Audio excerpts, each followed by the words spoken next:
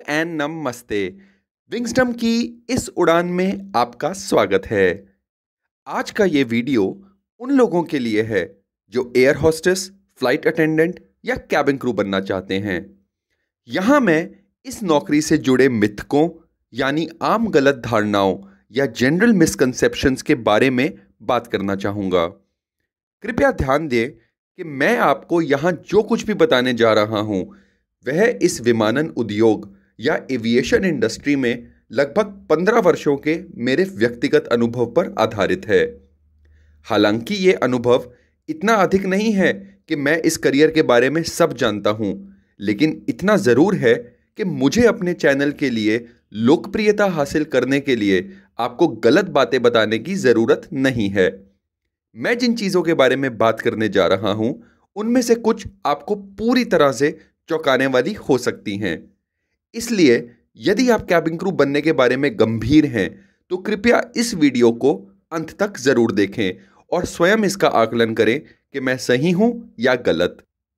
इस वीडियो के माध्यम से एक ऐसे पहलू को भी मैं बताऊंगा जो कि शायद आपको हैरान और कुछ लोगों और बिजनेसों को अपसेट कर दे, इसलिए वीडियो को अंत तक ज़रूर देखें। Through this video I would like to highlight one of the most commonly misunderstood aspect of applying for this job, which may upset few people and businesses. तो चलिए अपनी सीट बेल्ट बांध लें और हम शुरू करते हैं आज का विंगस्टम के साथ। मिथ 1, कैबिन क्रू बनने के लिए बहुत अच्छी हाइट चाहिए। हालांकि यह सही है कि कैबिन क्रू बनने के लिए एक अच्छी ऊंचाई को प्राथमिकता दी जाती है, लेकिन यदि आप न्यूनतम ऊंचाई यानी मिनिमम हाइट की आवश्यकताओं को पूरा करते हैं तो आप अप्लाई कर सकते हैं। और यह बात मैं आपको एयरलाइंस की एडवर्टाइजमेंट या विज्ञापन दिखाकर साबित करना चाहता हूं। कृपया इन्हें देखें। यहां आप महिलाओं के लिए न्यूनतम ऊंचाई 5 फीट 2 इंच या 155 सेंटीमीटर देख सकते हैं, जबकि पुरुषों के लिए लगभग 5 फीट 6 इंच या 170 सेंटीमीटर की न्यूनतम ऊंचाई आवश्यक है। मिथ 2, कैबिन क्रू बनने के लिए आपको वास्तव में दुबला और पतला होना होगा। आप हर विज्ञापन में देख सकते हैं कि आवश्यकता यह है कि आपका वजन आपकी ऊंचाई के अनुसार होना चाहिए, जो कि एक BMI इंडेक्स के अनुसार हो। यह BMI इंडेक्स आसानी से गूगल या इंटरनेट पर पाया जा सकता है और आप अपना आदर्श वजन या आइडियल वेट इससे पा सकते हैं। यह BMI इंडेक्स आपकी उम्र से भी प्रभावित होता है। कुछ एयरलाइंस ने इस इंडेक्स की फिगर अपने विज्ञापन में भी दी है। मिथ 3, आप अपने शरीर पर टैटू नहीं बनवा सकते, या अगर टैटू हैं तो आप अप्लाई नहीं कर सकते। यह स्पष्ट रूप से लिखा है कि आपके शरीर पर कोई विजिबल निशान या टैटू नहीं होना चाहिए।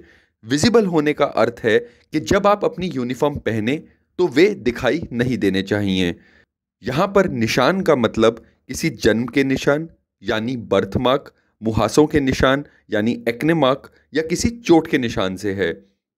यदि आपके पास पहले से ही एक टैटू है या आप इसे करवाने की योजना बना रहे हैं, तो सुनिश्चित करें कि यह आपके शरीर के ऐसे हिस्से पर हो जहां आपकी यूनिफॉर्म खासकर आपके हाथ या बाहों में दिखाई ना दे। मिथ 4, आपको उच्च स्तर की अंग्रेजी या टॉप नॉच इंग्लिश आनी चाहिए, या आपको एक कॉन्वेंट एजुकेटेड होना चाहिए और आपको एक विदेशी भाषा जानने की आवश्यकता है। जबकि अंग्रेजी भाषा में प्रवाह या फ्लुएंसी की आवश्यकता है, इसे टॉप नॉच होने की कोई ज़रूरत नहीं है। नौकरी पर रहते हुए आप बहुत सी ऐसी चीज़ें सीखेंगे जिससे आपकी अंग्रेजी और आपकी शब्दावली यानी वोकैबुलरी में सुधार होगा। एक अतिरिक्त भाषा, चाहे वो विदेशी हो या क्षेत्रीय हो, यानी फॉरेन और रीजनल लैंग्वेज का जानना बेहतर है, लेकिन अनिवार्य नहीं है। मिथ 5, आपको तैराकी जानने की ज़रूरत है। जबकि अंतर्राष्ट्रीय एयरलाइंस के लिए स्विमिंग एक आवश्यकता हो सकती है, लेकिन वर्तमान में भारतीय एयरलाइंस के लिए ऐसी कोई आवश्यकता नहीं है। मिथ 5, यह काम ग्लैमरस और मनोरंजन के लिए है। युवाओं के मन में यह सबसे बड़ी भ्रांति या मिसकंसेप्शन है। यह एक बहुत ही गंभीर उड़ान सुरक्षा से संबंधित काम है और इसके लिए आपको समय का पाबंद यानी पंक्चुअल और sincere with good subject knowledge की बहुत ज़रूरत है। आपको अपने विषय को वास्तव में अच्छी तरह से जानना होगा। जबकि इस नौकरी से जुड़े कई पर्क्स हैं, जैसे 5 सितारा होटल्स में रहना और नई जगहों की यात्रा करना, लेकिन ये सब एक हैक्टिक जॉब का हिस्सा हैं जहां आपको इर्रेगुलर आवर्स में सोने और जागने की ज़रूरत होती है। वे होटल आपको उचित आराम देने के लिए दिए गए हैं ताकि जब आप काम पर हों तो आप सतर्क या अलर्ट रह सकें। एयरक्राफ्ट का प्रेशराइज एनवायरनमेंट आपके फटीग यानी थकावट को कई गुना बढ़ा देता है। मिथ 6, इस नौकरी के लिए आपको वास्तव में सुंदर और आकर्षक दिखना जरूरी है। इस नौकरी के लिए एक सुखद व्यक्तित्व यानी प्लेजेंट पर्सनैलिटी की आवश्यकता होती है, जिसमें एक अच्छी ग्रूमिंग, मैनर्स और पर्सनल हाइजीन शामिल हैं। किसी भी विज्ञापन में आपको ब्यूटीफुल, प्रिटी और हैंडसम जैसे शब्द नहीं मिलेंगे, बल्कि आपको स्मार्ट और प्लेजेंट जैसे शब्द मिलेंगे। Myth 7, educational qualification requirement. जबकि शैक्षणिक योग्यता की आवश्यकता 12वीं है, ग्रेजुएट्स को प्राथमिकता दी जाती है। यहाँ मैं आपको अपने अनुभव के आधार पर एक बात बताना चाहूँगा कि जब आप इस जॉब पर काम कर रहे हों तब हमेशा अपनी शिक्षा या कम से कम ग्रेजुएट होने पर ज़रूर ध्यान दें। यह पत्राचार या दूरस्थ शिक्षा यानी कॉरेस्पॉन्डेंस और डिस्टेंस लर्निंग के माध्यम से हो सकता है, क्योंकि एक बार जब लोग इस नौकरी में शामिल हो जाते हैं तो वे दिन प्रतिदिन के कामों में लीन हो जाते हैं और अपनी शिक्षा को बढ़ाने के बारे में भूल जाते हैं। मिथ 8, अगर आप इस नौकरी में आते हैं तो आप शादी नहीं कर सकते। जबकि इस नौकरी के लिए फ्रेशर के रूप में आवेदन करते समय आपको अविवाहित होना होता है। अलग अलग एयरलाइंस के पास 3 से 5 साल तक के अलग अलग अनुबंध या कॉन्ट्रैक्ट होते हैं, जिसके बाद आप शादी कर सकते हैं। विभिन्न एयरलाइंस में कैबिन क्रू के रूप में बहुत सारे लोग ऐसे हैं जो पेरेंट्स हैं। यदि एक अनुभवी कैबिन क्रू के रूप में आप किसी अन्य एयरलाइन में शामिल होना चाहते हैं तो एयरलाइंस आपको तब भी हायर कर सकती है, भले ही आप विवाहित क्यों ना हो। मिथ 9, कैबिन क्रू का काम सिर्फ खाना परोसना है।